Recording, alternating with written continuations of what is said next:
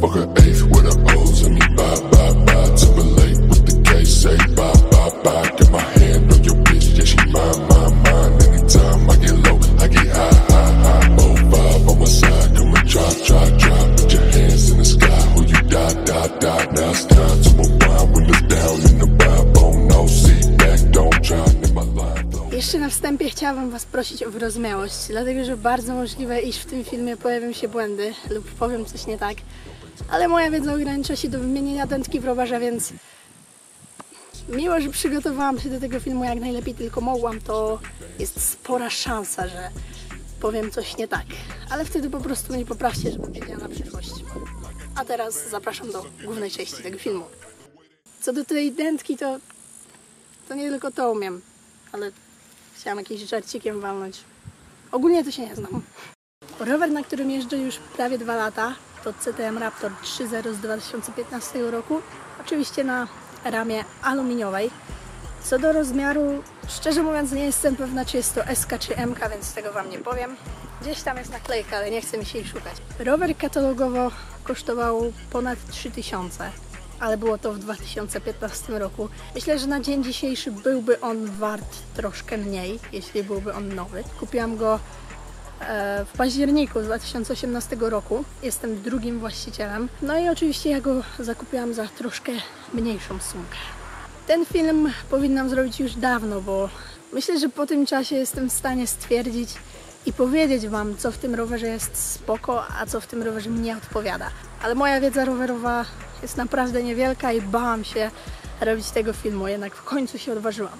No i myślę, że mogę Wam również powiedzieć o wrażeniach z jazdy, o tym, czy na tym rowerze się jeździ fajnie, czy nie. Jak widzicie, jest to dość mały rower, więc jeśli chodzi o jazdę w terenie, no to troszkę to kuleje, bo jest on krótki. Z kolei na przykład, żeby nauczyć się wheelie czy manuala, no to tutaj już był troszkę mniejszy problem, dlatego że tylny widelec jest dość krótki, a im krótszy widelec, tym łatwiej się tego nauczyć. Ja ogólnie mało skaczę, ale jeśli miałabym powiedzieć, czy ten rower nadaje się do skakania, to raczej nie. Jest on średnio skoczny, chociaż da się, bo na wszystkim się da jak się chce, ale nie poleciłabym tego roweru. Zwłaszcza w ogóle w tym budżecie myślę, że na dzień dzisiejszy można by było znaleźć coś lepszego. Mam wrażenie, że producent chciał troszkę pomieszać dyscypliny i wyszedł z tego taki nieudolny dirt. No bo spójrzmy na geometrię ramy. Dodatkowo widelec, który jest dość sztywny, co sprawia, że na skokach może jest to dobre, ale jeśli już mam przejechać po korzeniach, naprawdę jest tragedia. Czy kupiłabym ten rower drugi raz na ten moment? Myślę, że z większą wiedzą rowerową, no bo troszkę ona jednak urosła. Dzisiaj już bym go nie kupiła, jednak celowałabym w coś, co będzie lepsze pod zjazdy. Myślę, że powiem najpierw o kokpicie, bo tam się sporo rzeczy znajduje. Kierownica to Truvativ Hasselfeld 70 na 31,8 mm. No i co, no, kierownica jak kierownica, nigdy mi się nie złamała, więc wciąż jest. Mogłaby być troszkę dłuższa, ale jest w porządku. Nie mam tutaj nic do powiedzenia za bardzo, bo no, kierownica spełnia funkcję, więc jest gicio. Mostek, czyli również Truvativ Hasselfeld 40 na 31,8 mm. No i tutaj również mostek jak mostek. Wszystko działa tak jak powinno, nie ma żadnych luzów, więc moim zdaniem jest w porządeczku. Jak już jesteśmy przy mostku, to wspomnę o sterach, czyli FSA Orbit 1,1/8 cala. No i co, no na pewno nie są to stery jakiejś najlepszej jakości, ale działają, więc moim zdaniem, skoro działają, no to czemu mam mówić, że są złe? Warto tutaj wspomnieć o części, która była niedawno wymieniana, czyli gripy. Poprzednie gripy były z CTM-a, jednak już je mocno zajechałam, bo końcówki były po prostu rozszarpane. Obecnie mam gripy z Dartmoora, Dartmoor Mace. Moim zdaniem spoczko gripy. Nie miałam jeszcze okazji jeździć z nimi na przykład na kamdży, więc trudno mi powiedzieć, jak się trzymają na zjazdach, chociaż moim zdaniem dają sobie radę. Przez kilka dni użytkowania już moja ręka się przyzwyczaiła, co nie było łatwe na początku, bo na nich troszkę ręka pływa, nie ukrywam, ale to jest kwestia przyzwyczajenia moim zdaniem i na ten moment jeździmy się z nimi naprawdę w porządeczku. Hamulec przedni to Shimano, czyli M355, przodu tarcza 180 mm, natomiast z tyłu 160. Jeśli mogę coś powiedzieć o tych hamulcach, to zdecydowanie ich nie polecam. Są to średnie hamulce i jak na początku jeszcze nie robiło mi to różnicy, to teraz najchętniej bym je wywaliła i wsadziła zupełnie inne. One się zachowują często jakby były zapowietrzone, mimo że nie są.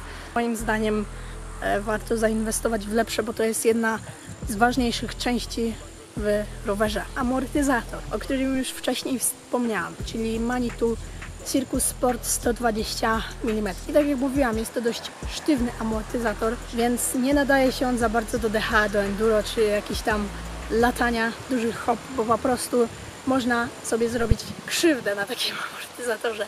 I właśnie co do amortyzatora również może macie jakąś propozycję. Tutaj nie będę Wam mówić budżetu, po prostu coś, co nie jest jakieś mega drogie oczywiście. Chciałabym sprzedać ten amortyzator i wsadzić tam coś, co będzie się nadawało do lasu po prostu, tak?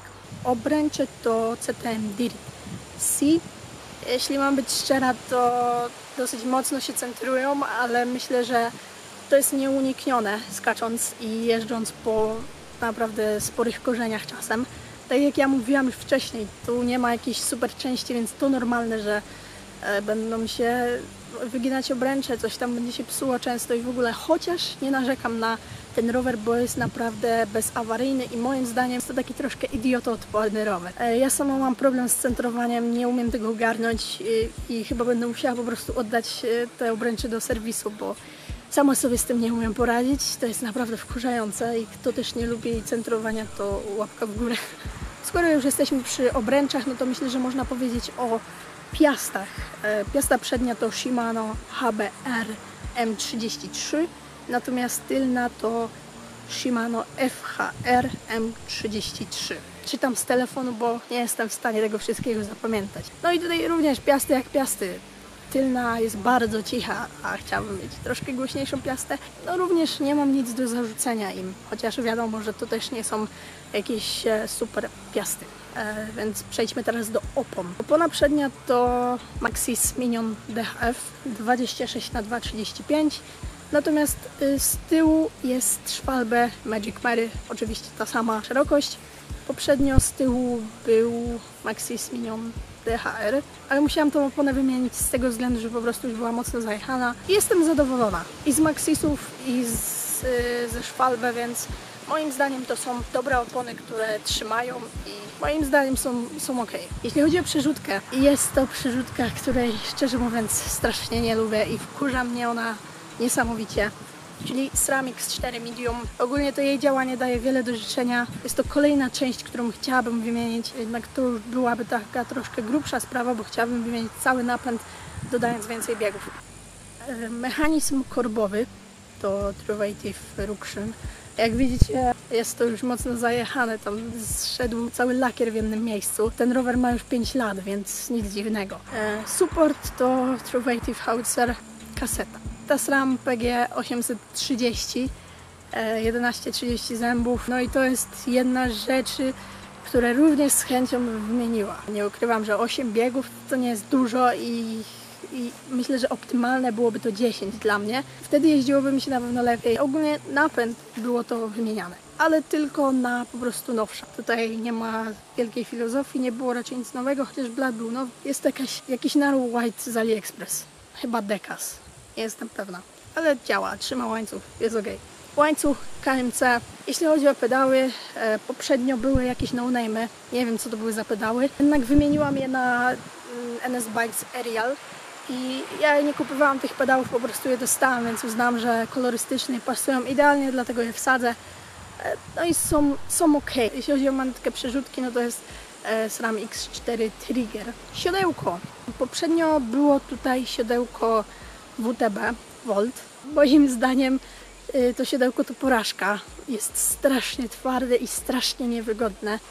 Po kilku dosłownie metrach po prostu już się nie dało jeździć, więc nie polecam tego siodełka. No, chociaż oczywiście to też zależy od od każdego indywidualnie, bo tak naprawdę siodełko trzeba do siebie dopasować. Aktualnie mam tutaj siodełko Merida Comp. Po kilku dniach jazdy nie narzekam, jest w porządku, na pewno jest lepsze niż poprzednie. Swoją drogą jest ładne moim zdaniem i fajnie pasuje do tego roweru. No i sztyca chyba nie jest fabryczna, bo jak patrzyłam w specyfikację, to była tam sztyca CTM-a, więc nie wiem, może właściciel ją zmieniał. Obecnie jest tu sztyca Kelly's Expert. Myślę, że jego czas może niedługo nadejść, ale to tylko wtedy, jeśli będę kupować nowy rower, a będę chciała zakupić fulla, bo już mam dość sztywniaka. Jeśli mam tak ogólnie powiedzieć, to jestem raczej zadowolona z tego roweru i nie żałuję zakupu, ale chciałabym się przesiąść na coś lepszego, bo myślę, że mój progres też stoi przez to, że ja się boję na tym rowerze, bo nie czuję się na nim tak pewnie, dlatego właśnie, że on nie ma pełnej amortyzacji, co myślę, że też wiele robi. To jest taki rower, tak jak mówiłam, taka trochę mieszanka. Myślę, że to by było tyle. Powiedziałam chyba wszystko. Trudno było nagrać ten film, bo wieje, ale mam nadzieję, że mnie było słychać. Dziękuję Wam za obejrzenie. Mam nadzieję, że nie przynudziłam za bardzo i widzimy się w kolejnych filmach. Do zobaczenia. Siemka!